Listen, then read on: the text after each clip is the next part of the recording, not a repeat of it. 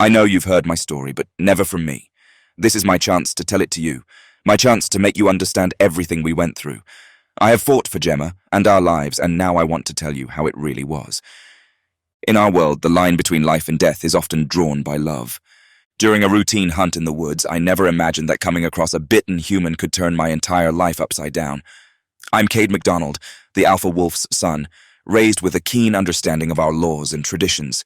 Yet in that moment, my instincts to safeguard the innocent took over, defying every rule I've ever known.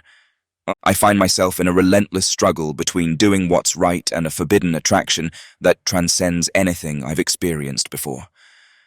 But in my world, breaking the rules can be fatal.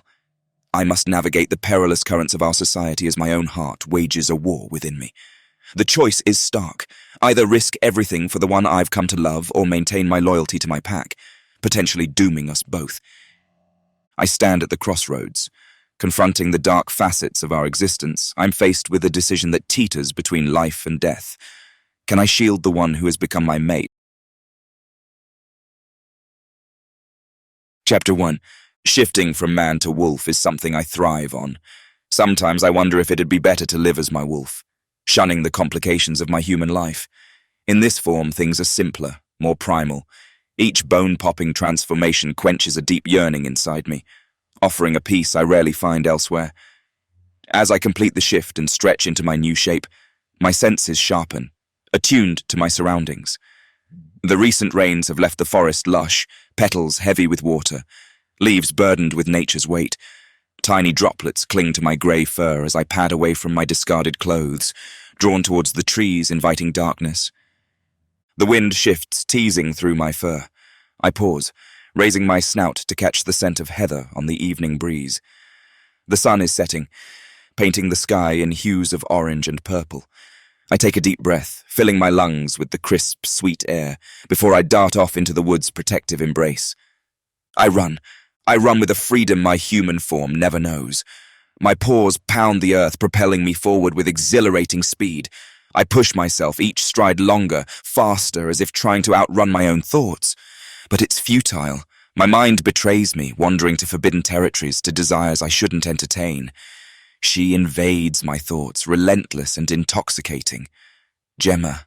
The ache for her is insatiable, a hunger no amount of running can quell.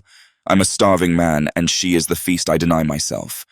Breaking through the tree line onto a country lane, I skid, claws unsheathed, barely stopping myself from tumbling onto the road.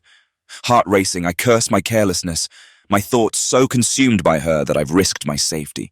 I quickly retreat to the wood's edge, the only place where I can hide my turmoil and my true nature, both equally wild and untamed. A distant rumble interrupts my thoughts, growing into the unmistakable sound of an approaching vehicle. Tires crunch on gravel, the noise intensifying. A blue light flickers on the horizon, expanding until an ambulance roars into view, flinging dirt and twigs at me. I jerk back, squinting and spitting out dust as the vehicle speeds past. As quickly as it arrived, the siren's wail and the ambulance's lights fade into the distance, leaving behind an eerie quiet. I retreat into the tree's comforting shadows, sensing that something significant is unfolding nearby. Opting for caution, I take a different path, one parallel to the road but at a safe distance. The trail weaves through sparse bushes, then dips into a thick blanket of last season's fallen leaves. I tread lightly, but a twig snaps under my paw, its sound unnaturally loud in the hushed forest. The canopy above thickens, casting the woods into deeper shadow. Cool air greets me, tinged with the earthy smell of decay.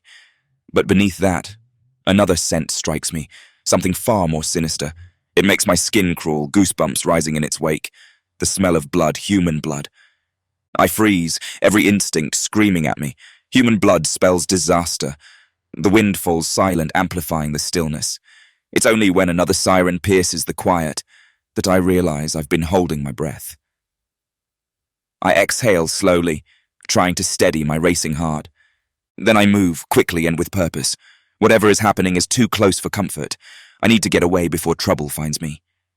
Scampering through the fallen needles, I pay no mind to the stray ones digging into the pads of my paws. I move as silently as I can, despite the loud pounding of my heart echoing in my ears. The path slopes gently downwards, and I slow as I see blue lights flickering through the trees, creating a pulsing heartbeat of color. Muffled voices reach me first, a cacophony of sounds growing clearer as I edge closer. The crackling of police and ambulance radios mixes with the sobbing and crying of a distraught crowd. The air is thick with chaos and despair. I keep low, moving from tree to tree, inching closer to the scene, staying hidden in the shadows to avoid being caught in the flashing lights. The sight that greets me is grim.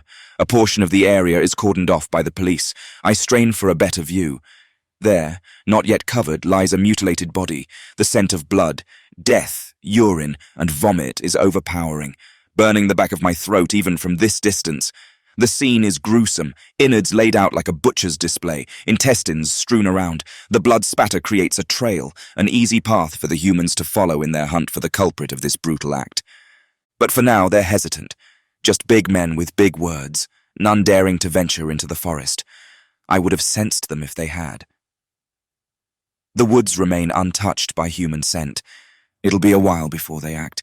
They have others to do their dirty work, and I'm sure they're already being summoned. Surrounded by the scent of blood, I notice a trail leading into the woods.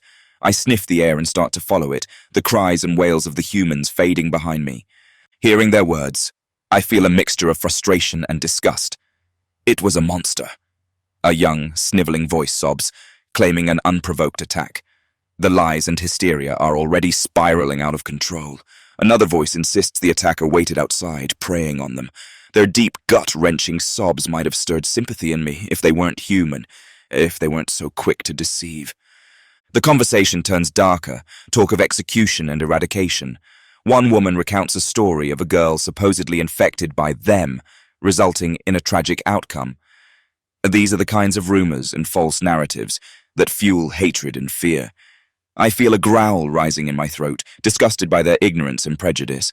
Someone claims the attacker was over 6 feet tall. Another insists on the need for preemptive killing. As I listen, hidden, I see 4 boys sitting with paramedics, wrapped in blankets. One's getting his hand tended to, another sits alone, smaller than the rest. Our eyes meet for a brief moment. Shit, I bolt. The last thing I need is to be seen, to fuel their fears and suspicions further. Their lies and hysteria are dangerous enough without adding truth to their myths. I need to get away, disappear into the forest where I belong, away from their ignorance and hate.